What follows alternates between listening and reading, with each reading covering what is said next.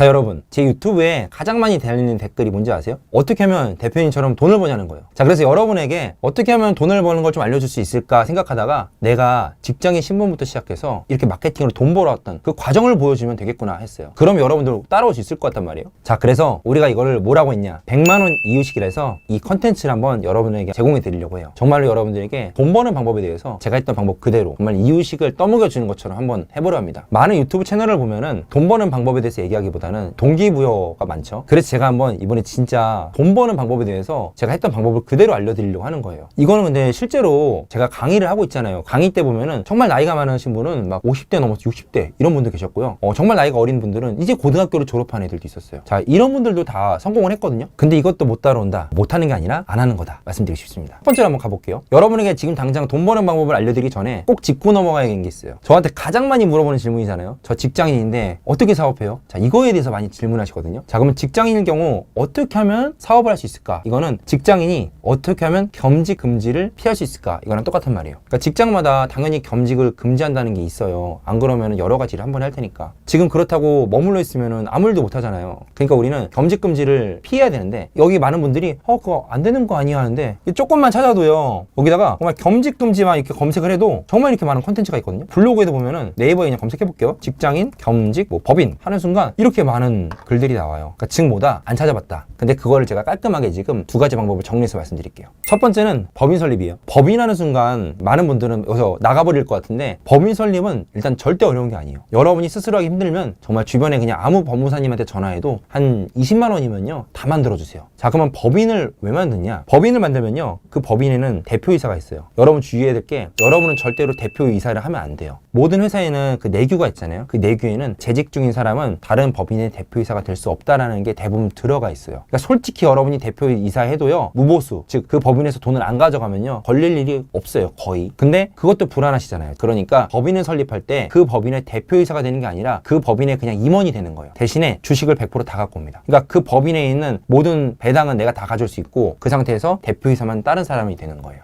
그럼 그 누가 돼야 돼요? 같이 하시는 뭐 가족이 돼도 되고 친구들끼리 같이 할 수도 있고요. 근데 이왕이면은 좀 가까운 사람인 걸 전 추천을 드려요. 그러면 겸업 조항에도 걸리지 않는 거예요? 겸업 조항에 대표이사가 안 됐으니까 일단 첫 번째로 안 걸리고요. 두 번째로는 그 법인에서 돈을 가져오지 않을 거란 말이에요. 그 법인에서 돈을 가져오는 순간 건보료라든지 국민연금 공단이라든지 이런 데서 신경 쓸 게 있거든요. 이거 보시는 분들은 어차피 퇴사할 생각이 있잖아요. 그러니까 처음에 1년, 2년은 그 법인에서 돈을 벌면 그 법인은 그냥 냅두는 거예요. 자, 그러면 나 돈 안 벌었죠? 그리고 법인의 대표이사도 아니죠? 검색해도 안 나오죠? 그러면은 겸직 금지에서 이제 해방될 수 있겠죠. 대표님, 근데 돈을 안 가져오면 굳이 부업을 할 필요가 있나요? 1년, 2년지를 생각해야 돼요. 제가 예를 들어서 100만 원, 200만 원 벌었어요. 근데 그걸 계속 가져오잖아요. 자, 그러면 이걸 보는 분들은 그거를 정말로 요긴하게 쓸 수도 있겠지만 대부분은 플렉서블이죠. 자, 근데 법인에 돈이 있으면 어떻게 될까요? 못 가져오죠? 그럼 그 법인으로 부동산 투자도 할 수 있고 뭐 주식 투자도 할 수 있는 거예요. 그러니까 그 돈이 죽은 돈이 아니에요. 내가 첫 번째 법인 들어오는데 그래도 뭔가 마음이 불안하고 법인이라는 말 자체가 부담스럽다. 그런 분들이 한 두 번째입니다. 두 번째 바로 가족 사업을 하는 거예요. 자기의 사랑하는 뭐 동생, 형, 뭐 부모님 이런 분들이랑 같이 사업을 하는 거예요. 이제 사업자의 명의는 부모님이 될 수도 있고 뭐 동생이 될 수도 있겠죠. 내 명의로 왜 하면 안 돼요? 왜냐면 본인 명의로 하는 순간 본인이 사업자를 내버리잖아요. 솔직히 사업자를 내고요, 돈을 많이 못 벌면요 몰라요. 직장에서 절대로 건보료가 오르지 않았기 때문에. 근데 제가 이걸 보시는 여러분들 성향을 알거든요. 일단 사업자를 내는 것 자체가 부담스러워요. 그쵸? 사업자 내면 뭔가 걸릴 것 같고 갑자기 누가 하나 감옥에 넣을 것 같고 그러잖아요. 자, 그런 분들을 위해서 말씀드리는 거예요. 대표님, 근데 이렇게 부업을 하려면 꼭 사업자나 법인이 있어야 되는 거예요? 없이도 할 수 있겠죠. 근데 그런 문제가 되는 게 이제 세금인 거예요. 이거 어떤 분은 그런 말씀 진짜로 하셨어요. PD님 말씀하신 것처럼 마케팅 대행을 하면은 저 광고주님이 저한테 50만 원 현금을 줬다. 그러면 나 그냥 이거 사업자 없이도 돈 번 거 아니냐? 맞죠? 근데 중요한 건 그 50만 원에 세금을 내야 되잖아요. 그러려면은 우리가 현금 영수증을 해줘야 돼요. 현금 영수증 해주려면은 우리가 사업자가 있어야 돼요. 그러니까 기본적으로 적법한 데에서 움직여야지 이 사업이 오래 영위가 되고 유지될 수 있으니까 결국엔 사업자를 있어야 됩니다. 이 두 가지는 인터넷 좀만 검색해도 나와 있어요. 하지만 여러분들 이거 본 순간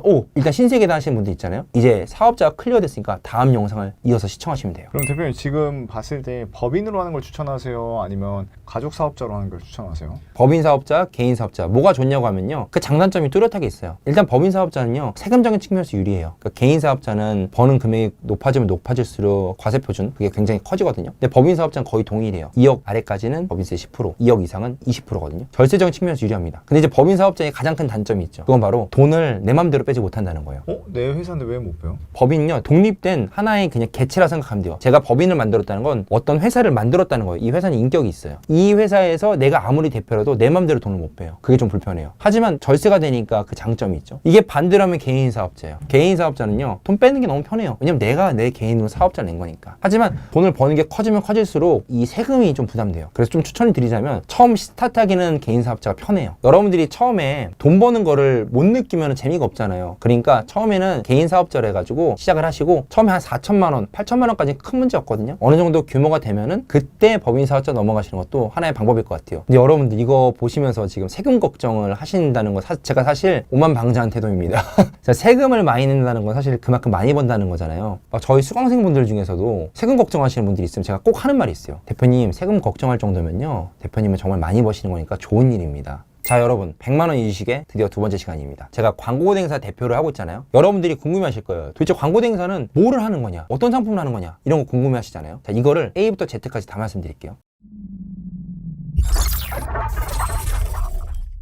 자, 일반적으로요, 블로그 쪽을 하느냐, 인스타그램을 하느냐, 뭐 유튜브를 하느냐, 이렇게 상품을 나누는데요. 저희는 일반적으로 블로그 쪽을 합니다. 주로 뭐 하느냐? 첫 번째로는요, 브랜드 블로그를 하는 거 합니다. 피디님, 뭔 거 같아요? 인터넷에 브랜드 블로그란 말이 많은데 도대체 그게 뭔지 잘 모르겠어요. 그쵸, 블로그면 블로그지 무슨 브랜드 블로그냐. 이게 그냥 광고대행사에서 만든 용어예요. 블로그에다가 해당 회사 혹은 사람의 브랜딩을 만들어주는 거예요. 너무 어렵게 생각하지 마시고요. 자, 여러분 지금 당장 컴퓨터로 그냥 강남 변호사 검색해보세요. 강남에 있는 많은 변호사님이요, 블로그들이 다 있어요. 그런 게 이제 브랜드 블로그입니다. 자, 그러면 변호사만 블로그가 필요할까요? 아니겠죠? 변호사님, 세무사님, 노무사님부터 시작해서 동네에 있는 학원들, 동네에 있는 작은 자영업하는 곳들, 브랜드 블로그 다 있어요. 자, 이런 것을 그분들이 직접 쓰고 관리하기 어려우니까 이런 걸 대행해 드리는 거예요. 전문직들을 좀 많이 하시겠네요. 전문직들이 효과가 좋아요. 자, 왜냐? 브랜드 블로그는요, 한 건 한 건에 객단가가 높은 상품이 되게 유리하거든요. 자, 이게 무슨 말이냐? 집 앞에 빵집 갈 때요, 브랜드 블로그 찾아보고 가신 적 있어요? 빵은요, 그냥 솔직히 돌아다니다가 아무 데나 보면 삽니다. 왜냐면 빵 하나의 가격이 싸기 때문이에요. 자, 근데 예를 들어서 PD님이 지금 당장 누구랑 법정인 송사에 휘말렸어요. 근데 집 앞에 가면서 그냥 아무 변호사 사무실 갈 것 같아요? 한번 찾아보고 갈 것 같아요. 찾아보는 가운데서 브랜드 블로그가 이제 빛을 발하는 거예요. 어떤 변호사의 블로그에 들어가 보니까 이 변호사는 이혼 소송에 정말 빠삭한 것 같아, 너무 잘하는 것 같아 하면 그런 블로그 글을 읽고 전화를 하게 되는 거예요. 그래서 전문직들이 위주로 하는 거고, 병원 같은 곳은 거의 필수로 다 하죠. 그분들이 직접 하면 되잖아요, 그런 거. 생각보다 글 쓰는 건 어려워요. 어떤 강사님들은 너무너무 쉽다고 말씀하실 수 있지만, 블로그 하시는 분들 오늘은 글 하나 써야지, 글 하나 써야지 하고 일주일 미룬 분들 되게 많거든요. 근데 이 변호사님, 세무사님, 노무사님, 뭐 원장님이요, 글을 못 쓰면 당연히 광고 대행사한테 맡기겠죠. 근데 글을 너무 잘 쓰는 분이라도 대행사한테 맡겨요. 내가 그 글 쓸 시간이면은 내가 돈을 더 받는 방법을 이미 알고 있기 때문이에요. 자, 두 번째는 홍보단이에요. 자, 홍보단이 뭐냐? 쉽게 설명해서, 여러분 집 앞에 있는 가게들 많잖아요. 음식점 많고 카페 많고 이런 데다가 좋은 블로거분을 거기다 소개를 해주는 거예요. 그럼 그런 블로거분들은 카페랑 음식점에서 맛있게 음식을 먹고 포스팅을 작성해 줄 수 있겠죠. 자, 이런 거를 체험단이라고 해요. 체험했으니까 체험단. 근데 때로는 이런 체험이 어려운 업종들이 있어요. 제가 PD님한테 지금 고시원에 가서 체험을 하면 PD님 하고 싶지 않죠? 네. 이거는 공짜로도 하기 싫고 돈을 받고 싶잖아요. 그러니까 체험을 안 해요. 이런 것들은 기자단이라고 해서 저희가 그런 고시원 사진을 찍어가지고 블로거한테 주는 거예요. 그럼 블로거분이 그거를 마치 기자가 된 것처럼 이제 글을 쓰는 거예요. 그래서 기자단이라고 합니다. 그래서 체험단과 기자단 둘 다 합쳐서 이제 홍보단이라고 저희가 말하거든요. 이런 홍보단을 운영하는 거예요. 실제로 우리가 블로그에 있는 맛집 막 올라와 있는 것들이 대부분 다 이런 거겠네요. 그쵸. 사실상 어느 정도 사람들이 검색하는 거 있잖아요. 강남역 맛집, 뭐 연남동 맛집, 이런 것들 다 90%는 작업됐다고 봐요, 저는.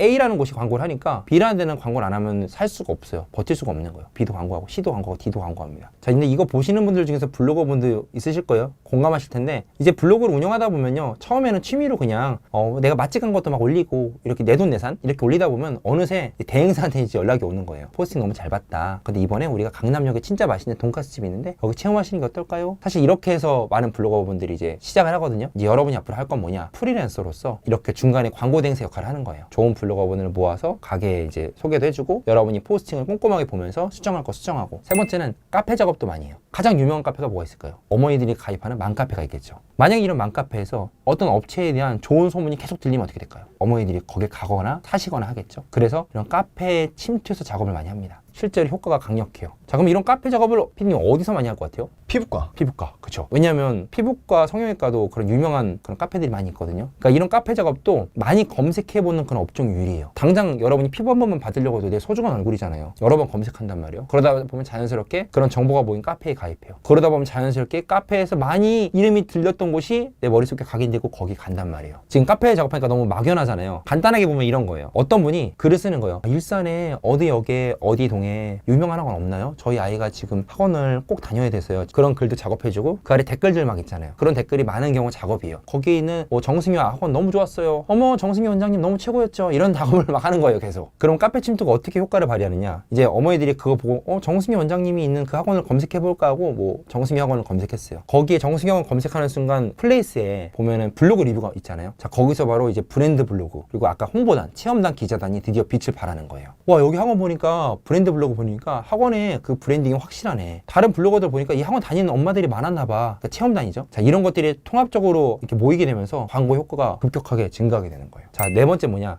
앱 바이럴이에요. 앱 바이럴. 지금은 스마트폰 시대잖아요. 이런 스마트폰 안에는 굉장히 많은 어플들이 깔려 있어요. 여러분들 보면은 정말 많은 앱이 깔려 있을 거예요. 그런 앱에서 이제 작업을 하는 거예요. 아까 피부과 말씀하셨잖아요. 피부과는 뭐 강남 언니, 바비톡 이런 어플들이 있어요. 이런 어플들 보면요. 병원에 대한 그런 후기 글이 많이 있습니다. 자 그럼 이런 데서 각 병원에 이제 후기 글들을 막 써줄 수도 있고요. 그 병원에 대한 정보를 많이 주는 사람도 있겠죠. 또는 그 앱에서 결제할 수 있거든요. 결제할 수 있게 이미지도 예쁘게 만들어줄 수 있어요. 이런 걸 앱 바이럴이라고 해요. 자 제가 지금 말씀드린 네 가지는 사실 여러분이 하기 쉬운 난이도대로 순서를 말씀드린 거예요. 첫 번째인 브랜드 블로그 들은 순간 할 수 있을 것 같잖아요. 블로그 만들어서 글을 쓰면 되는구나. 두 번째인 홍보단도 할 수 있을 것 같아요. 블로그를 소개해주면 되는 거네. 근데 카페랑 앱부터는 약간 어떻게 하는지 감이 안 오잖아요. 절대로 처음부터 다양한 상품을 다 하려고 하지 마세요. 누구나 주특기가 있어야 돼요. 광고 대행사도 주특기가 있어야 됩니다. 여러분은 가장 쉬운 브랜드 블로그랑 홍보단부터 시작을 한번 해보세요. 오늘 이렇게 광고 대행사 상품 정말 A부터 Z까지 여러분이 할 수 있는 걸 말씀을 드렸어요. 오늘은요, 홍보단을 어떻게 운영하는지에 대해서 알려드릴 거예요. 체험단 기자단을 어떻게 운영하냐 했을 때 약간 막막할 수 있잖아요. 이거 제가 7분 안에 깔끔하게 정리 한번 해보겠습니다. 제가 홍보단부터 하는 이유가요. 실제로 홍보단이 제일 쉽거든요. 그러니까 여러분이 들었을 때 이해가 된다면 이건 바로 할 수 있어요. 홍보단을 하기 위해서는 일단 홍보단이 누구한테 필요한지 한번 생각을 해봐야 돼요. 제가 역삼동에서 뭔가 먹으려고 해요. 그럼 여러분들 네이버에 뭐라고 검색하실 거예요? 역삼동 맛집? 강남 맛집. 강남 맛집? 이거를 컴퓨터로 한번 볼게요.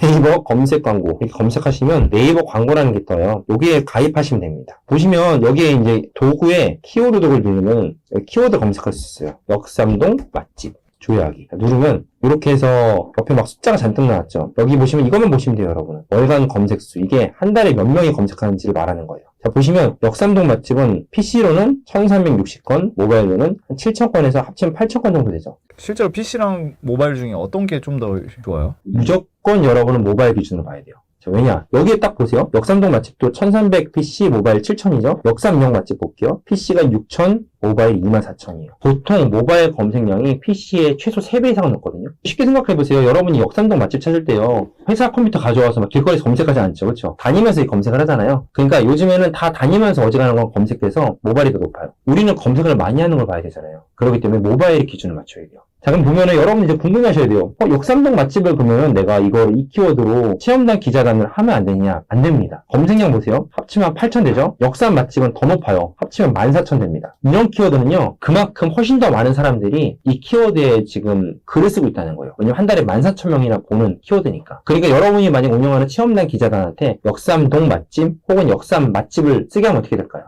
이 키워드로 쓴 이 블로그는 저기 안드로메다 저 뒤에 가버리는 거예요.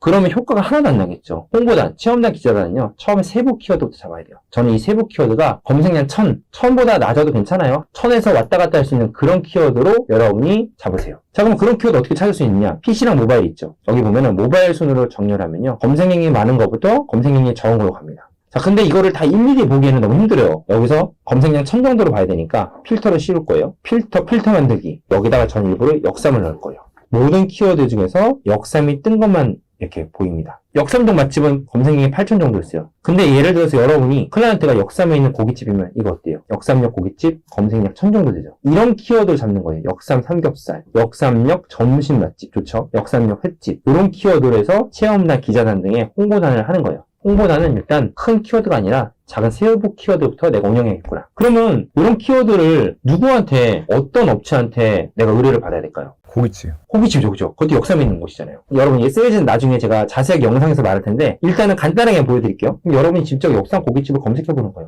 돌고기 506, 저랑 아무 관계가 없는 곳입니다. 100억 한우 등등 나오잖아요. 근데 여기 보시면 이런 데는 광고를 이미 열심히 하는 곳이란 말이에요. 이렇게 광고 안 하는 곳, 저 뒤에 있는 곳들을 한번 찾아보는 거예요. 리뷰가 적은 거. 이렇게 플레이스에서 저 뒤로 찾던지 아니면 여러분들이 요즘에 네이버 지도가 잘 돼 있잖아요. 이 지도를 한번 거리들을 켜고 보는 거예요. 그래서 달려가는 겁니다. 여러분 직접 다녀도 되는데 날이 덥잖아요. 그렇죠? 그러면 여기 한식집이 여기 있네? 뭐 고깃집이 어디 있나? 이렇게 보시는 거예요. 그러면서 여러분이 여기 고깃집은 리뷰도 별로 없어. 블로그 광고 안 하는 거야. 근데 나는 역삼동 고깃집, 역삼동 삼겹살 이런 키워드 잡으면 되는 거 알아. 그러면 이런 고깃집에 가서 이제 여러분이 제안을 하는 거예요. 대표님 지금 보니까 광고도 안 하시는 것 같고 제가 역삼동 고깃집, 역삼동 삼겹살 이런 키워드는요. 제가 체험단, 홈 기자단 해서 위로 상위로 띄워드릴 수 있습니다. 그러면 최소한 한 달에 1000명 이상이 보는 키워드니까 10명만 와도 사실은 정말 많은 매출을 일으킬 수 있으니까 제가 그거 한번 해보겠습니다. 이렇게 제안을 하는 겁니다. 자, 그러면 여러분은 지금 어떤 키워드를 써야 되는지 알았고 어떤 업체한테 가서 계약을 해야 되는지도 알았어요. 그럼 이렇게 운영하는 거예요. 근데 대표님 이렇게 찾았잖아요, 업체를. 그럼 이제 체험단이나 기자단을 보내야 되는데 제 주변에 체험단이나 기자단이 없는데 어떻게 해요? 걱정하지 마세요. 지인 중에 찾을 필요 없습니다. 저희 같은 일반 대행사들은 다 DB가 있어요. 블로그 DB가 있는데 여러분들은 없을 거란 말이에요. 그런 게. 그쵸? 그럴 때는 여러분이 오픈 채팅에 찾으시면 됩니다. 여러분이 오픈 채팅에서 이렇게 체험단, 기자단을 검색하시면요. 정말 많은 이런 카톡방들이 있어요. 이런데 여러분이 입장하는 거예요. 지금 한번 그냥 10초도 안 걸리잖아요. 한번 입장해 보세요. 정말로 분 단위로 마케터들이 홍보를 올려요. 예를 들면 역삼동 고깃집 모니테이커집 오세요. 뭐 한 번에 3만원짜리 체험권 드립니다. 이런 게 많이 와요. 여러분도 그걸 보면서 내가 업체를 이렇게 해서 홍보해서 블로거들을 모을 수 있다는 걸 알게 되면 되는 거예요. 근데 그러면 블로거당 막 3, 4만원씩 줘야 되는 거잖아요. 주는 게 아니라 체험을 시켜주는 거예요. 체험단은요. 일반적으로 비용을 주지 않습니다. 그럼 나는 돈을 어떻게 벌어요? 그럼 저는 뭘 모르냐? 좋은 질문이에요. 그러니까 마케터인 여러분들은 중개를 해줬잖아요. 그렇죠? 블로거를 한 달에 5명, 10명씩 보내고 있잖아요. 그러니까 여러분은 광고비를 받는 거예요. 체험단을 제가 한 달에 10명 보내드리겠습니다. 그리고 좋은 체험단을 잘 보내드리고 글도 제가 검수하겠습니다 하고 여러분이 뭐 30만 원, 50만 원을 받는 거예요. 브로커가 되는 거군요. 중개인이 됩니다.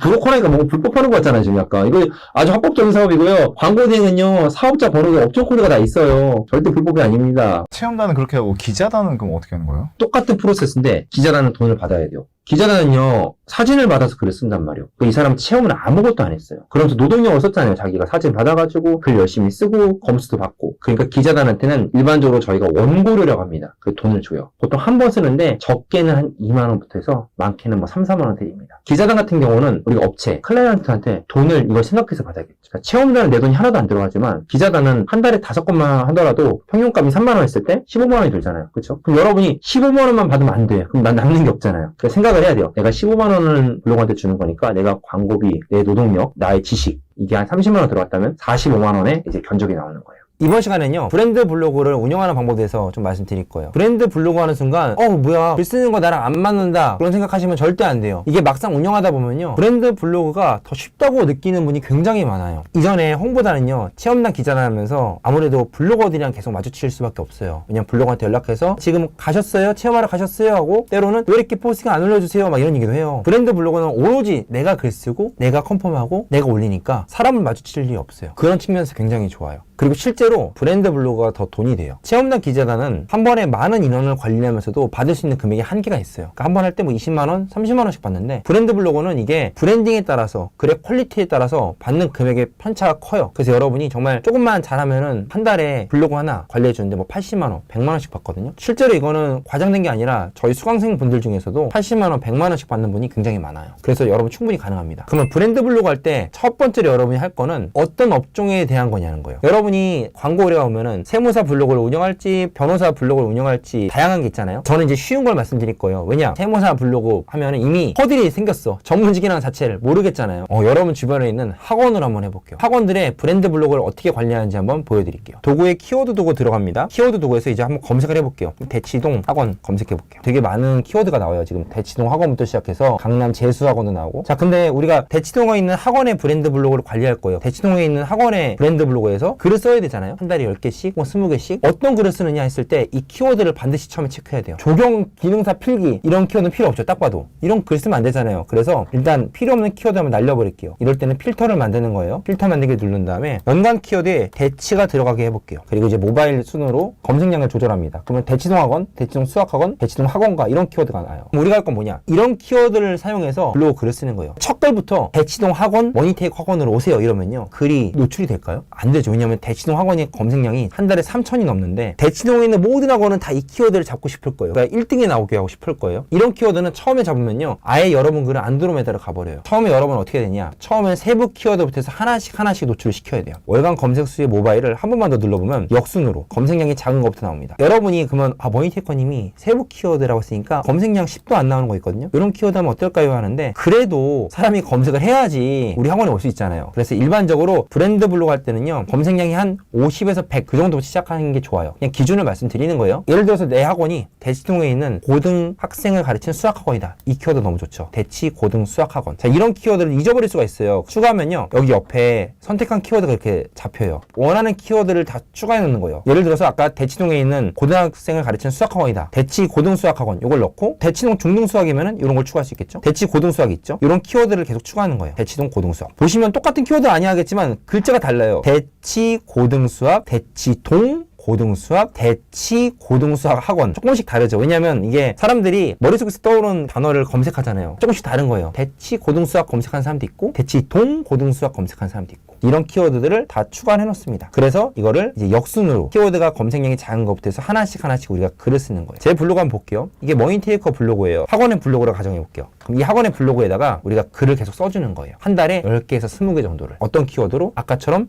세부 키워드로. 또 하나 팁을 드릴게요. 대치동에 있는 키워드만 잡으니까 생각보다 키워드가 많지 않을 수 있죠. 대치동이라는 동네 한계가 있잖아요. 그럼 어떻게 되냐? 대치동 고등수학학원, 뭐 대치 고등수학학원, 대치 고등수학 이런 거 쓰다가 그 다음에는 학교로 넘어갈 수도 있어요. 예를 들면 대치동에 휴문고가 있어요. 휴문고 수학학원, 휴문고 고등수학 이런 키워드 쓸 수 있겠죠? 실제로 왜 고등학교를 이렇게 붙여가지고 검색을 하는 거예요? 왜냐면 이런 경우가 많아요. 우리 아이를 휴문고 이번에 보냈어요. 휴문고 애들은 어떤 학원을 많이 가지? 이런 걸 검색하는 거예요. 도곡초 수학학원 이런 식으로도 검색 많이 해요. 근데 이거는 검색량이 작아도 무조건 잡아야 되는 게 이미 도곡초 수학학원 한순간 이 엄마는 도곡초에 다니는 엄마란 말이에요. 검색량이 작아도 올 의지가 아주 충만한 엄마예요. 그러니까 반드시 이런 학교도 잡아놓으면 좋아요. 더 있어요. 대치동은 강남이잖아요. 강남 수학학원, 강남 고등 수학학원. 좀 더 동네를 넓혀도 괜찮아요. 이런 식으로 계속 키워드를 발굴해 나갑니다. 그리고 이런 키워드를 브랜드 블로그에 써서 글을 쓰는 거예요. 딱 들었을 때 브랜드 블로그를 왜 맡기는지 알 거예요 아마. 왜냐? 일반적으로 업체 대표님들은 이런 걸 몰라요. 그러니까 어떻게 그랬으냐? 처음에 딱 그래 나 이제 학원 냈어. 브랜드 블로그 운영해야지 하고 딱 앉아서 처음에 하는 게 대치동 학원, 우리 학원이 최고입니다. 이걸 계속 써요. 계속 글마다. 그러면서 말을 해요 나중에. 왜 난 대치동 학원을 한 20개 정도 글 썼는데 하나도 노출이 안 되죠? 당연하죠. 이 블로그는 너무나 어린 블로그고 지수가 낮은 블로그인데 처음부터 무리하게 센 키워드를 계속 써버렸으니까 이 키워드가 소화가 안 되는 거예요. 노출이 하나도 안 되는 거예요. 그 상태로 계속 글만 쓰니까 지수도 안 올라가요. 그렇기 때문에 우리는 작은 키워드부터 글을 써줘가지고 사람들이 직접 오고 블로그 글도 한참 동안 읽어서 체류 시간도 길게 하고 이렇게 하면서 지수를 쌓아나가는 겁니다. 근데 대표님 실제로 이렇게 키워드는 잡았는데 그럼 글을 쓰는 거에 대해서 어떻게 해야 되는 거예요? 그러니까 머니테이커 블로그로 한번 글 써볼게요. 머니테이커 블로그에 글쓰기를 눌렀습니다. 그러면 일반적으로 이렇게 화면이 나와요. 여기 제목과 본문이 있잖아요. 예를 들어서 아까 작은 키워드 저희가 본 게 대치 고등 수학 학원이요. 얘를 그냥 그대로 가져올게요. 대치 고등 수학 학원, 테이커 학원. 테이커 학원을 추천하는 3가지 이유. 자, 여기 키워드가 뭐냐? 대치 고등 수학 학원이 키워드예요. 자, 이 키워드는 무조건 제목에 한번 나와야 됩니다. 키워드를 제목에 안 쓰시는 분들이 있더라고요. 제목에 무조건 키워드 한번 써요. 기준을 말씀드릴게요. 본문에 몇 번 써야 되냐? 3번에서 5번만 쓰세요. 본문에다가 글을 쓸 때 보통 서론, 본론, 결론이 있죠. 서론 한 단락, 본론은 한 3단락 할게요. 결론이 한 단락이에요. 5단락 있죠. 키워드 한 번씩 쓰면 될 거 아니에요. 서론에다가 여러분 대치동에 수많은 학원이 있습니다. 그 중에서 대치 고등 수학 학원으로 왜 테이크 학원을 가야 될까요? 거기에 대한 2가지 이유 말씀드립니다. 하면서 대치 고등 수학 학원을 한번 씁니다. 본론에는 3번 정도 반복해요. 하나, 둘, 셋. 결론의 마지막으로 대치 고등 수학학원의 테이크 학원은 어디에 있습니다. 위치를 말할 수 있잖아요. 그런 식으로 해서 키워드를 5번 정도 반복합니다. 그리고 발행하세요. 글자 수는 1000자에서 한 1500자 사이면 됩니다. 이런 걸 돈 받고 하는 거잖아요. 얼마 받아야 돼요? 수강생분들한테는 뭐 80만 원에서 100만 원 받으라고 실제로 받는데 정말 내가 초보다 연습 삼아 해보겠다. 그러면 진짜 한 여러분의 시간만큼 시급이라 생각해요. 글 하나 쓰는데 초보니까 한 2시간 걸릴 거고 10개 쓰는 데는 20시간 걸릴 거고 시간당 한 10,000원 받는다고 생각하고 한 20만 원 정도. 본인이 그런 분들이 있어요. 검증이 안 된 거면 되면 돈을 받기가 두렵다는 분들이 있거든요. 여러분의 노동력만 쓴 겁니다. 그럼 이제 어느 정도 내가 이제 숙달돼서 레벨이 올라가면 때는 얼마 정도 받을 수 있어요? 그때는 기본가가 보통 저는 한 7, 80 정도 생각하고 있어요. 한 업체에 브랜드 블로그를 한 글 10개에서 20개 사이로 관리해 줄 수 있을 것 같아요. 대표님 같이 잘하는 사람들은요? 이게 천차만별인 게 브랜드 블로그 하나 관리하는데 막 300만 원 넘게 받는 회사도 많이 있어요. 근데 어떤 회사는 50만 원 받는 데도 있어요. 그럼 정확히 월에 몇 개를 써야 돼요? 평균? 월에 10개에서 20개 사이라고 말씀드린 이유가 10개 할 때는 3일당 하나잖아요. 20개 쓸 때는 주말 빼면요 거의 1일 포스팅이에요. 제가 말씀드린 금액은 10개당이거든요. 때로는 클라이언트 업체에서 20개를 요청할 때도 있어요. 병원, 세무, 노무, 변호 같은 경우는 지금 블로그를 많이 써야지 우리가 더 수임을 많이 받는 게 유리하다 하면요 20개가 되죠. 금액은 2배가 돼요. 일을 2배로 하는 거니까. 대표님 그럼 이렇게 글을 20개를 쓴다고 했을 때 거의 매일만 쓰는 거잖아요. 글 쓸 게 그렇게 많이 있나요? 일단 글을 20개 쓴다면 엄청 부담되죠. 근데 글이라는 게 이게 또 한 번 쓸 때 잘 써줄 때가 있어요. 잘 써준 날 한 4-5개 쓰세요. 그러다 예약 발행 걸어놓으세요. 그러니까 오늘 4개 쓰면은 이번 주에 1개도 안 써도 되잖아요. 그럼 부담이 확 줄어들어요. 처음에 시작했을 때 월 몇 개의 글을 쓰셨어요? 전 10개씩 했고요. 저는 한 달에 글 50개까지는 혼자 쓸 수 있다 생각합니다. 50개니까 5곳은 할 수 있다는 거예요. 80만 원씩 5곳이면 400만 원 정도는 혼자 할 수 있어요. 브랜드 블로그도 광고 대행을 하는 거고 광고 대행은 사업이잖아요. 한 5개 업체 하면요. 보시는 분들이 알아서 내가 이렇게 내가 쓰지 말고 원고 작가가 있어요. 원고 작가를 구해가지고 글을 쓰게 해야겠다는 생각이 들 거예요.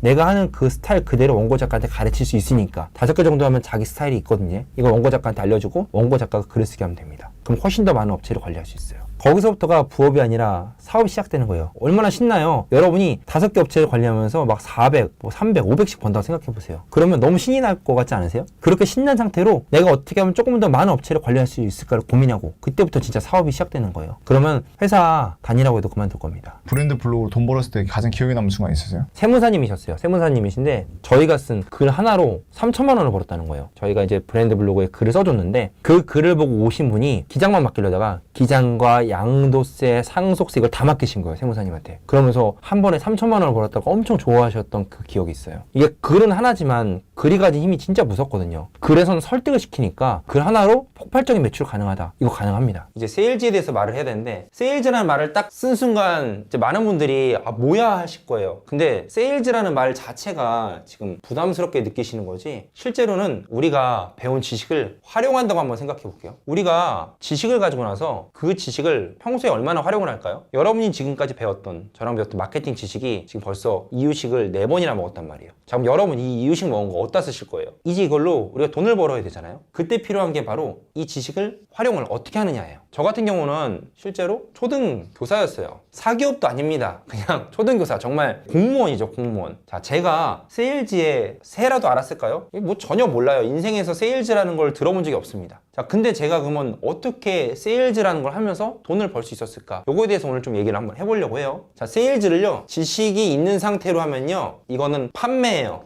근데 세일즈를 아무 지식이 없이 간다? 그러면 그건 사기입니다. 아무것도 모르는데 물건을 판매하게 하는 건 사기잖아요. 근데 여러분은 지금 저랑 4차시까지 배웠으면 지식이 있는 거예요. 그러니까 여러분은 지금부터 여러분이 아는 지식, 체험단하는 거, 기자단하는 거, 브랜드 블로그 하는 거, 이걸 가지고 이제 적용하는 판매, 세일즈를 지금부터 하면 되는 겁니다. 자, 그러면 이제 이 단어 이제 더 이상 안 쓸게요. 세일즈라는 단어 되게 부담스럽죠. 우리가 이제 어떤 매장이 그냥 간다고 생각을 해볼게요. 여러분이 이제 우리의 상품, 체험단, 기자단, 브랜드 블로그, 삼총사, 체기부 이거를 이제 적용을 해야 돼요. 자, 그럼 여러분 어디를 가실 거예요? 어느 매장 아니면 어느 분이 여러분의 마케팅 상품을 과연 구매하시고 그걸 가지고 매출을 올리실까요? 많은 분들이 오해합니다. 많은 분들이 어디를 가느냐 했을 때 그냥 자신이 생각했을 때 가장 화려하고 좋은 곳으로 가요. 어디가 있을까요? 예를 들면 좀 웃기겠지만 맥도날드. 자, 이거 보고 웃는 분도 있겠지만 실제로 제 수강생분들 중에서 이런 곳 가는 분도 있었습니다. 파리바게트 이런 데들은 왠지 가기가 부담이 없어요. 왜냐면은 어느 곳이나 다 있고 뭔가 체계화돼 있으니까 가서 내가 파리바게트 이 케이크 가지고 체험단하면 어떨까? 막 이런 생각을 하시는 분들이 계시거든요. 중요한 거는 여러분이 아무데나 막 가면 안 돼요. 제가 지금부터 말씀드리는 곳부터 가야 됩니다. 이런 곳은 절대 가면 안 되는 곳이요.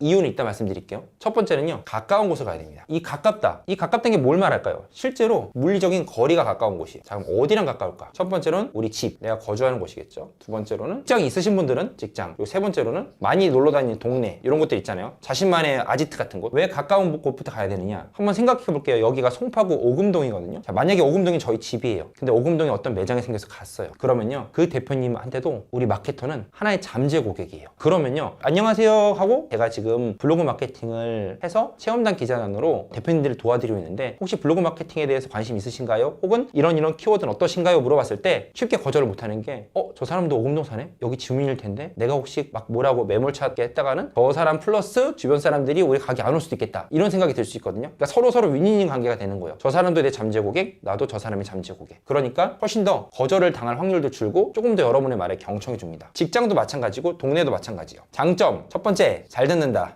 상대적으로 잘 듣는 거예요. 이건 실제로 경험입니다. 할 말이 많아요. 여기 동네에 대해서 말할 수도 있고 편하게 말할 수 있잖아요. 저희 집 주변이니까 삼겹살 집이라면 대표님 요즘에 여기 주변에 삼겹살 집 너무 많이 생겼죠. 그럼 대표님도 편하게 저기 있는 대박 삼겹살 저기 때문에 나 미치겠다니까, 이렇게 얘기를 할 수 있는 거예요. 자연스럽게. 저도 얘기할 수 있잖아요. 대박 삼겹살 거기 리뷰가 몇 개고요, 근데 맛은 별론 것 같던데 하면서 자연스럽게 제안이 가능해요. 두 번째는요, 이것도 꿀팁입니다. 실제로 진행을 했을 때 더 효과 측면에서 좋아요. 이게 무슨 말이냐, 자, 마케팅을 진행해요. 당장 집 주변에 있는 삼겹살집을 우리가 계약을 했어요. 근데 대표가 이럴 수 있잖아요. 이번 주 주말에 내가 급하게 체험단이 필요해, 혹은 이번 주 주말에 누가 와서 사진을 좀 찍어주면 좋겠어, 이런 말 할 때 거리가 멀잖아요. 그러면요, 심리적 부담감이 생겨요. 인천이라 생각해봐요. 잠깐만, 나 주말에 가는데 2시간, 오는데 2시간, 나 약속 취소해야 되나? 이번 주말 못 간다고 해야 되나? 어떡하지? 다음 주에 몰아서 할까? 이런 것들이 광고 효과를 줄일 수 있거든요. 근데 집이랑 가까우면 대표님 이따가 오면서 찍어드릴게요, 혹은 출근하기 전에 대표님 잠깐 들릴게요, 이렇게 되니까 서로 커뮤니케이션이 많아지고 광고에 대한 효과가 좋아지고, 광고의 효과가 좋으면 광고를 지속하게 되고, 이런 장점이 있어요. 자, 그래서 여러분은 처음으로 가까운 곳부터 무조건 가야 됩니다. 자, 그러면 가까운 곳에 할 때 단점은 없냐? 있습니다. 한 가지 유일하면서도 가장 강력한 단점, 나를 알아볼 수 있다. 자, 실제로 저 같은 경우는 집 주변에 갔어요. 진짜 3-4번 갔어요. 왜냐면 가깝잖아요. 가까운 곳은 많이 가게 되거든요. 왜냐면 나도 먹고 싶으니까 삼겹살집에 3-4번을 갔어요. 안면도 친해졌고 사장님한테 명함도 줬어요. 근데 그때 2주일 있다가 저희 회사 단체 회식을 거기로 갔어요. 그때부터 이제 등에서 식은땀이 막 줄줄 나고, 사장님 제발 내 테이블 오지 마세요, 내 테이블 오지 마세요, 이렇게 했던 나를 알아볼 수 있다, 이런 단점이 있습니다. 혹은 길 가다 마주칠 수 있다, 이런 단점이 있는데, 자, 이 단점 무서워서 가까운 곳 가지 말까 했을 때 저는 비추. 왜냐, 사장님이 나를 알아볼 수 있다는 건 내 생각인 거고, 사장님한테 나는 정말 스쳐가는 사람 중에 하나란 말이에요. 그러니까 이런 걱정하지 마시고 큰 장점을 보고 가까운 곳부터 가세요. 기준도 말씀드릴게요. 가까운 곳 하면은 기준은 제가 봤을 때는 1km 내외, 즉 걸어갈 수 있다. 지하철을 이용한다는 건 좀 가까운 건 아닌 것 같아요. 걸어갈 수 있을 정도의 거리입니다. 두 번째는 마케팅을 안 하는 곳 가셔야 돼요. 무슨 말이냐, 가까운 데 가라니까 리뷰가 9,999개짜리를 가요. 막 이게 리뷰가 꽉 찬 곳 있죠. 자, 이런 곳에 가요. 제가 왜 가느냐 보니까 실제로 이렇게 리뷰가 많은 곳은 보통 손님들이 되게 막 바글바글하고 정신없거든요. 그런 곳은 자기도 뭔가 가기 편한 거예요. 그래가지고 이제 편하게 갔다가 편하게 거절을 당합니다. 보통 이렇게 리뷰가 많은 곳은 굉장히 장사도 잘 되고, 굉장히 장사가 잘 된다는 뜻은 뭐냐면 사장님을 만날 확률이 줄어든다는 거랑 똑같아요. 처음 가신 여러분들은요, 거기 계신 분이 사장님인지 아닌지 여러분 알 수 있을 것 같아요. 판별이 쉽지가 않아요. 특히 이런 곳은 사람이 많잖아요. 그러면 저기 포스기에 서 있는 사람이 사장님인지, 저기서 막 지시하는 분이 사장님인지 여러분은 알기 쉽지 않아요. 그러니까 이런 곳에 가는 게 아니라 마케팅 안 하는 곳, 리뷰 수로 말할게요. 여러분이 마케팅 하는지 안 하는지 판별하기 어려우니까 리뷰 수가 10개에서 50개 정도면은 그냥 안 하는 곳 생각하면 돼요.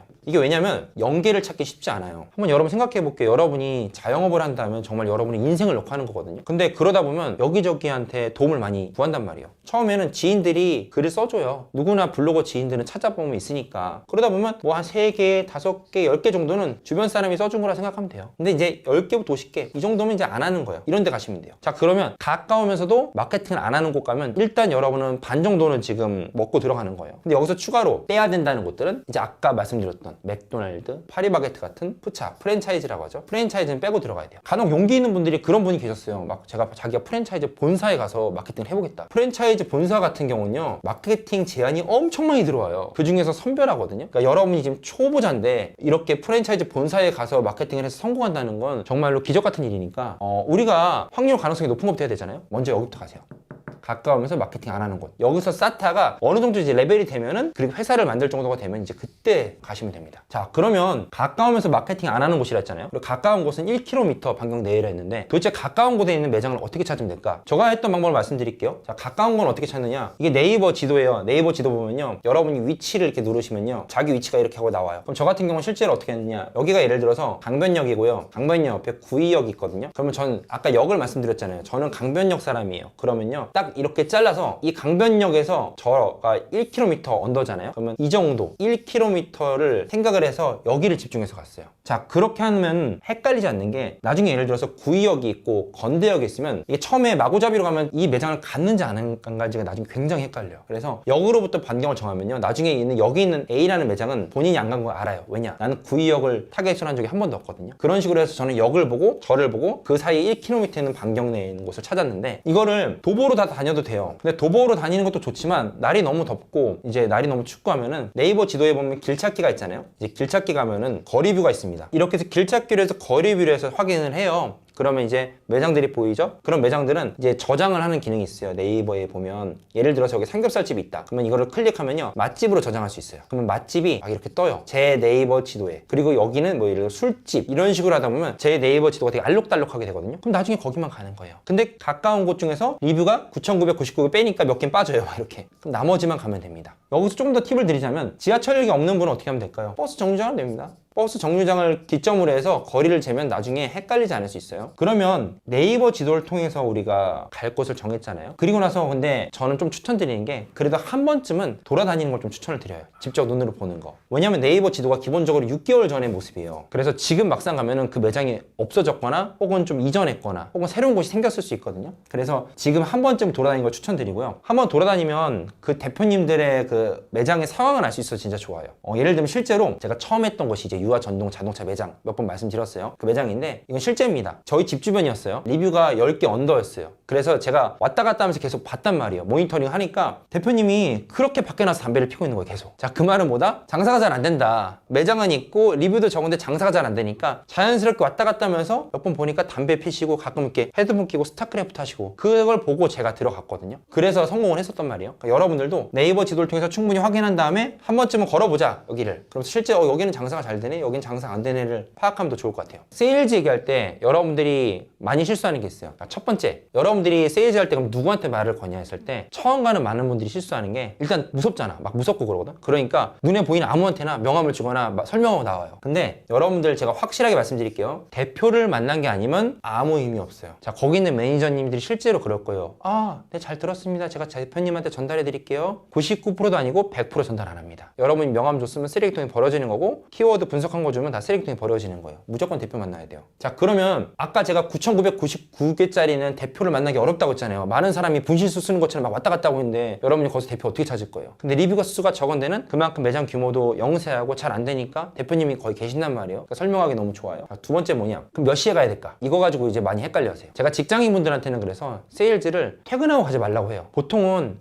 직장인이니까 내가 퇴근하고 가면 되는 거 아니야 하는데, 여러분이 퇴근했을 때는 그 매장도 가장 성수기인 시간이에요. 그러니까 여러분이 그 성스러운 시간을 방해하는 거란 말이에요. 방문 시간은 평일은 이 오픈할 준비 시간이 있어요. 보통 10시에서 11시거든요. 이땐 대표도 보통 나와 있어요. 오전입니다. 주말은 보통 2시에서 4시 하면 이제 프리타임, 좀 쉬는 시간이 있거든요. 이때 많이 가세요. 자, 그럼 뭐냐? 직장인은요, 평일엔 가지 마시고요. 제가 말씀드렸던 것처럼 그렇게 조사를 하는 거예요. 평일에는 네이버 지도도 찾아보고, 거기에 맛집이 몇 군데 있나 체크도 해보고, 새로 생긴 데가 있나 보고, 걸어보고. 이거 평일에 하고, 직장인은 주말에 갑니다. 이게 훨씬 더 효율적이에요. 실제로 수강생분들 중에 그런 분이 있었어요. A라는 분은요, 진짜 용감한 사람이어서 평일에 그냥 퇴근하고 나서 7시에서 8시에 닥치는 대로 매장을 다 열어요. 안녕하세요, 마케팅 하실래요? 안녕하세요, 마케팅 하실래요? 이렇게 해서 진짜 100곳을 넘게 하는 사람이 있었고요. B라는 사람은요, 평일에는 아예 안 가. 평일에 조사만 해. 약간 진짜 공부하는 사람처럼. 그리고 주말만 다녔어요. 10곳도 안 갔겠죠. 자, 누가 더 빨리 광고를 따고 더 성장을 했을까 했을 땐 압도적으로 B였어요. 여러분이 10곳, 100곳, 1000곳 가는 것도 너무 좋은데 정확한 타이밍에 정확한 방법으로 가야 돼요. 그러니까 여러분은 대표를 만난다는 생각하고 직장인분들은 주말을 노리세요. 이걸 좀 추천드립니다. 자, 그러면 이거 봤을 때 약간 궁금하실 거예요. 100곳 했는데 지금 하나도 안 됐다고? 그러면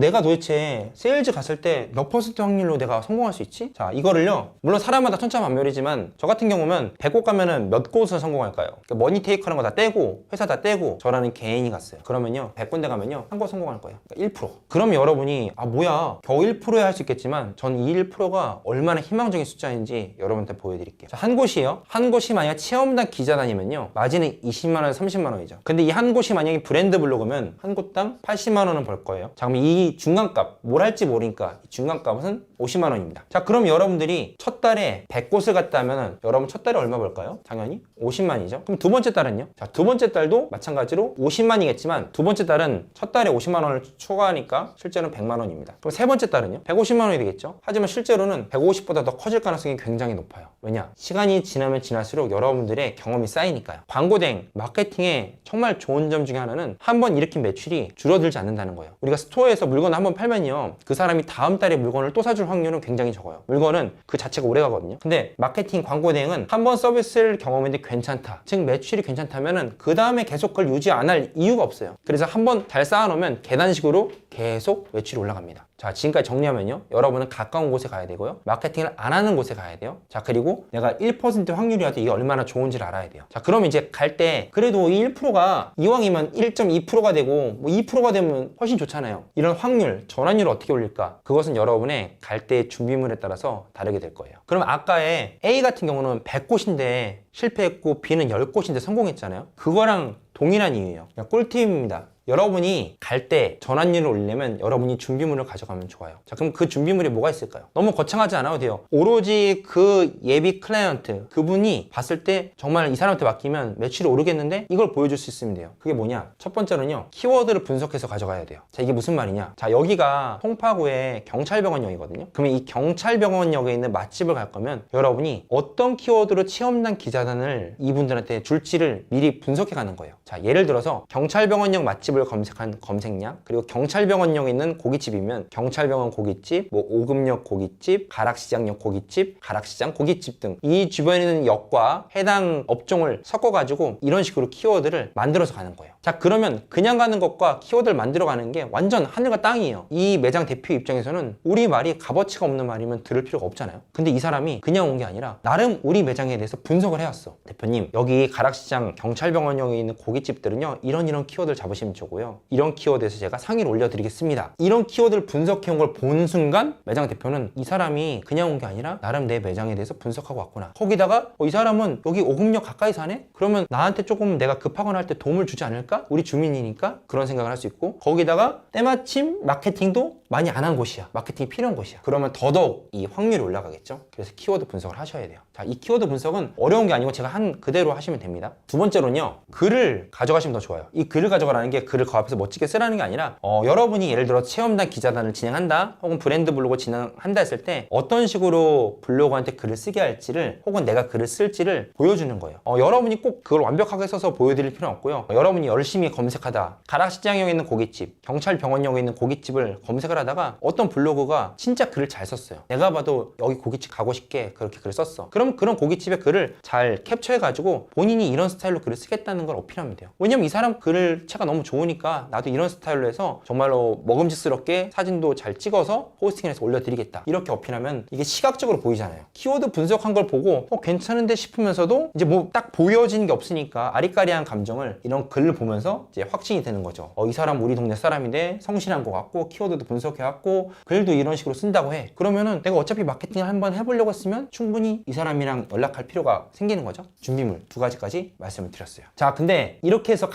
갔는데 만약에 사장님이 나이가 뭐 70이 다 되셨어, 정말 나이가 많으셔서 블로그를 아예 몰라. 자, 그런 경우는 저는 솔직히 말씀드릴게요, 과감히 나오시면 돼요. 간혹 그런 분들이 있어요. 이제 정말 70살 되신 분에게 좋아, 내가 어떻게든 해보겠다 해서 자, 이런 게 블로그고요, 네이버고요, 검색창이고 열심히 설명을 해요. 근데 이분은 이미 마음속에 이런 게 와닿지가 않아요. 본인이 생각했을 때 가장 좋은 마케팅은 전단지를 뿌리는 거란 말이야. 그런 분한테 굳이 설명을 해서 설득할 필요 없어요. 여러분은 그 에너지 가지고 다른 곳 가시면 됩니다. 걱정하지 않으셔도 돼요. 매장은 여러분이 생각한 것보다 훨씬 더 많습니다. 자, 오늘은요, 첫 Q&A를 한번 해볼 겁니다. 지금까지 유튜브를 운영하면서 한 번도 Q&A를 안 했더니 정말 많은 좋은 댓글이 있었는데 그거를 이제 같이 공유하는 시간이 없었더라고요. 여러분이 정말 궁금했던 점, 광고 등에 대해서 궁금했던 점, 이거 속 시원하게 한번 긁어주는 그런 시간 한번 가져볼 거예요. 자, 머니테크럼 영상 보면서 일상 블로그 하나, 헬스장 홍보 블로그 하나 시작했다. 이런 댓글 보면 저도 굉장히 기분이 좋고요. 사실 이런 댓글들 보려고 영상을 계속 찍고 채널 유지하는 것 같아요. 감사합니다. 저도 마케팅에 관심이 많은데요, 체험단 기자단을 영업하는 방법은 그때 저번에 오픈 채팅방 알려드렸죠? 이걸 알겠대요. 근데 글들이 노출이 잘 될 거나 확신이 없다는데요. 당연하죠. 해당 블로그에 글이 잘 노출될지 안 될지는 해당 블로그의 상태를 봐야 돼요. 그런 걸 뭐 대행사의 그런 프로그램이나 사이트를 통해서 보셔도 되는데, 가장 쉽게 보는 건요, 해당 블로그에서 한 번만 검색하세요. 내가 예를 들어서 맛집이다 그러면요, 그냥 맛집 치시면요 다양한 글들이 나와요. 그런 글들을 지금 한번 네이버에 검색해서 노출이 잘 되는지 안 되는지 파악하시는 게 가장 좋아요. 만약에 내가 맛집 글인데 모든 맛집이 다 노출이 안 돼요, 그 블로거가 쓴 게, 그럼 맡기면 안 되겠죠. 그게 해당 블로그의 지수를 판단하는 데 가장 좋아요. 돈이 아니라 지식을 쌓으라는 건가요? 네, 맞습니다. 그러니까 여러분들이 지금 제 영상을 보고 바로 돈을 벌 수 없을 수도 있어요. 근데 중요한 거는 여기서 지식을 쌓고 제가 말하는 그런 실행하는 방법대로 실행을 해보라는 거예요. 그러니까 처음에는 지식을 쌓는 게 맞고 그 다음 실행을 하셔야 됩니다. 대행사에서 보낸 체험단 있죠? 그 블로그의 사진을 본인이 이제 캡처해서 인스타에 올리면은요,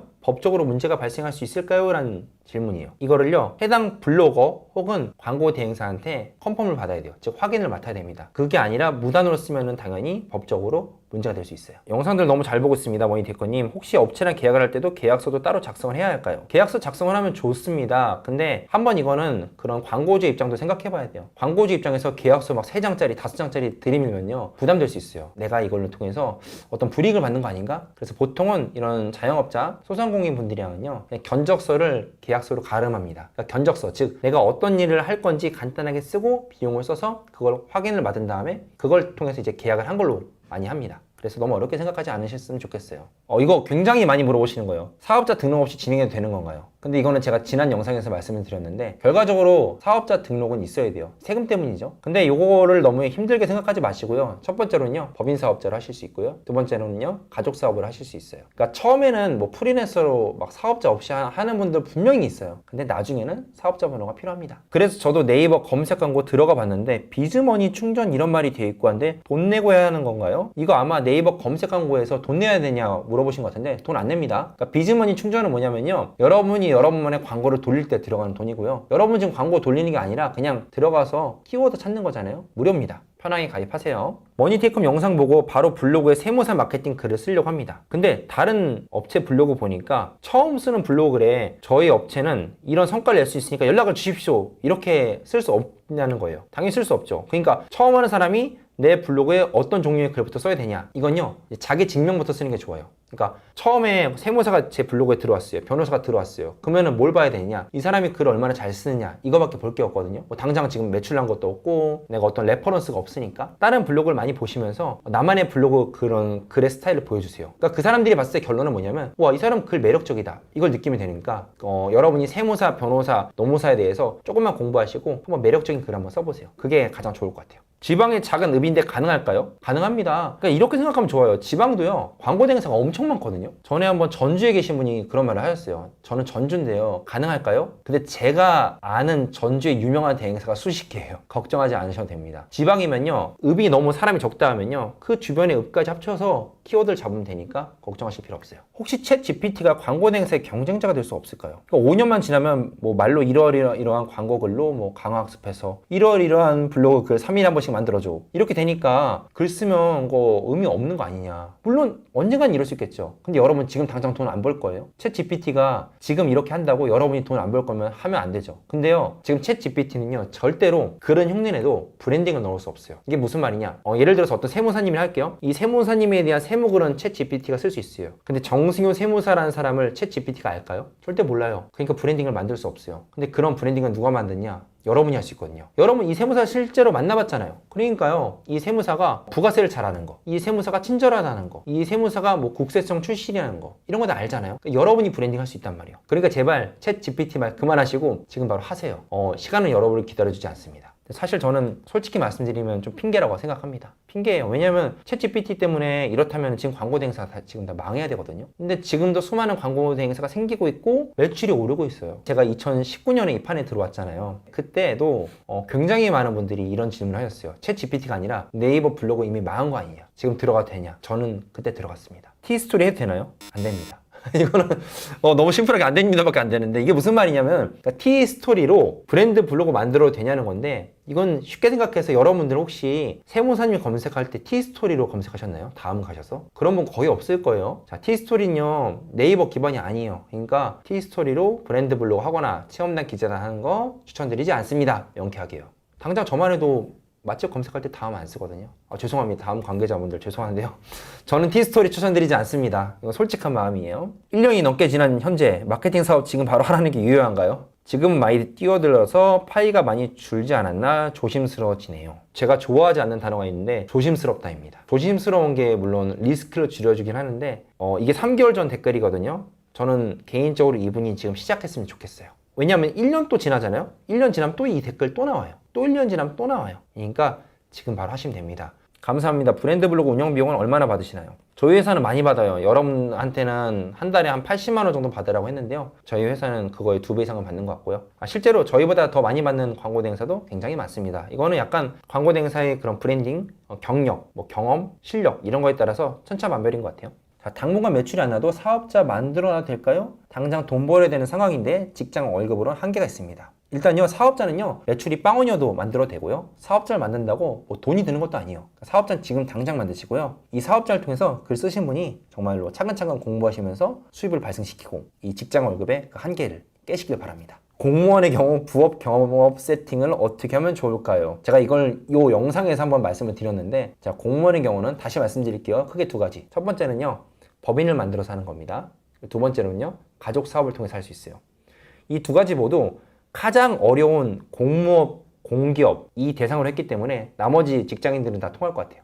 자, 이분은요, 저한테 전공과 전직을 살려 그러니까 수학 영재교육 같은 사교육 이런 거는 고려하지 않느냐는 그런 질문이세요. 솔직히 고려하지 않았어요. 왜냐면은 제가 이미 사교육을 잘 알고 있거든요. 이분 진짜 논문까지 찾아봤다는 분이신 것 같은데, 사교육은 사교육대로 저는 그 교육의 그런 중심 틀에서 똑같다고 생각했어요. 근데 저는 거기서 완전히 나와서 정말 더 확장성 있는 그런 걸 찾았고, 그게 바로 광고 대행이었습니다. 광고 대행을 한번 배워놓으면 정말로 제 사업도 엄청나게 많이 벌려도 다 금가는 마케팅이잖아요. 그래서 확장 가능성이 있다고 생각했고, 실제로 저는 지금 사업에 적용하고 있으니까 이 길을 후회하지 않습니다. 병원 업체도 위임을 하는지 궁금합니다. 이건데요. 위임을 합니다. 직원분들과 같이 일을 해요. 혼자서 하면요, 할 수 있는 광고 업체가 10개를 넘어갈 수가 없어요. 병원이든 변호든 모든 전문직들 전부 다 광고 대행사는요, 대표 혼자 일하지 않고 다 같이 일하는 팀장님과 사원분들이 있습니다. 그러니까 걱정하지 않으셔도 되고, 잠깐만, 이분 사업자 5월에 내고요, 현재 10개 업체 하고 있대요. 뭐야, 한 가게당 230만 원. 뭐야, 잘하고 계시잖아요. 잠깐만. 엄청 잘하고 계신데? 축하드립니다. 나 지금 초보자인 줄 알고 말했는데, 잠깐만, 10개 업체 하고 계시다고요? 그럼 얘기가 달라지죠. 글 쓰신 분 이거 꼭요, 10개 업체 하시면 이제 본인 한계가 온 거예요. 그러니까 직원 뽑으셔야 돼요. 뽑으셔야 됩니다. 첫 번째 직원분은요, 아예 모르시는 분보다는 같이 도울 분이어야 되니까 경력자를 뽑으세요. 처음에 이 버시는 금액이 줄어들어서 속상할 수 있는데 위임이 필요한 단계입니다. 꼭 위임하셔요. 고2 딸이 아무리 봐도 공부머리가 없는데 자꾸 공부에 미련을 가져요. 차라리 일찌감치 머니테이커님께 블로그 마케팅을 배우면 어떨까 하는데 제가 이상한 부모일까요? 일단 고2 따님을 저희 회사에 보내도 저는 받을 수가 없고요.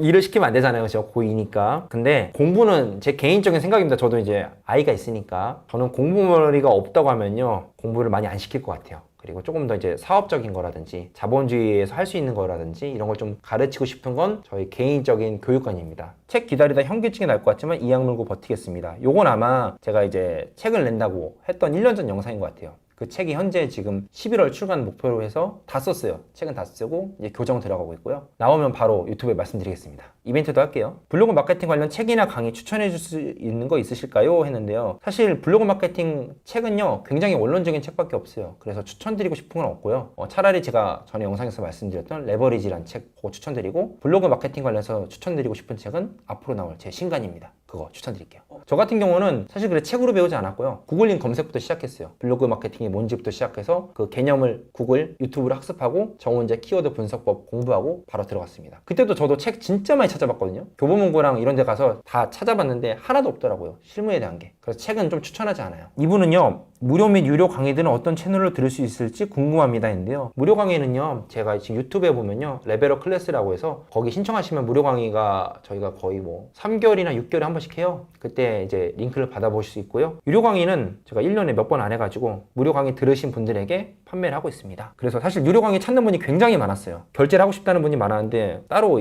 판매하고 있지 않고 무료 강의 할 때 그때만 판매하고 있으니까 양해 부탁드립니다.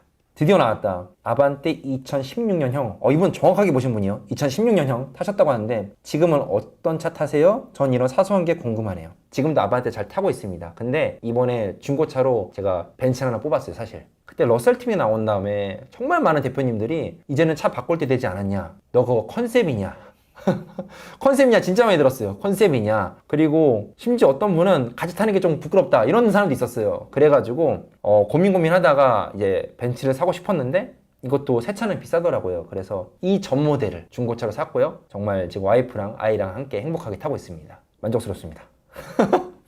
갑자기 벤츠 언박싱 한번 해야 될 것 같은 느낌인데 아무튼 감사합니다. 이렇게 하면 또 선풀만 한 것 같으니까 악플을 찾아봤는데요. 진짜 뻥 안 치고 이거 꼭 PD님 이거 캡처해서 해주세요. 60일 동안 악플이 하나 있었어. 하나 뭐냐, 이런 걸 믿는 그래도 있겠지. 일단 컨텐츠 살려주셔서 너무 감사드리고요. 이런 걸 믿는 의 대표가 지금 저잖아요. 근데 솔직히 말해서 돈을 벌 수 있으면 이런 바보 이 되는 게 뭐가 대수냐라고 저는 생각이 들어요. 자본주의 사회에서는 돈을 못 버는 게 더 슬픈 일이 아닐까요? 그러니까 이걸 쓰신 분이 뭐 월 몇 억씩 버는 분이 아닐 거죠. 솔직히 말해서 월 몇 억 버는 분이면은 이런 댓글 안 씁니다. 여기까지 첫 Q&A였는데요. 저도 솔직히 너무 재밌었어요. 선풀만 하면은 너무 꾸며낸 것 같아서 걱정이 되는데 그래도 악플이 하나 있어서 더욱 재밌었고요. 앞으로 여러분과 같이 성장하면서 유튜브가 곧 4만을 도파할 것 같은데 4만, 5만, 6만, 10만까지 여러분과 함께 하겠습니다. 감사합니다.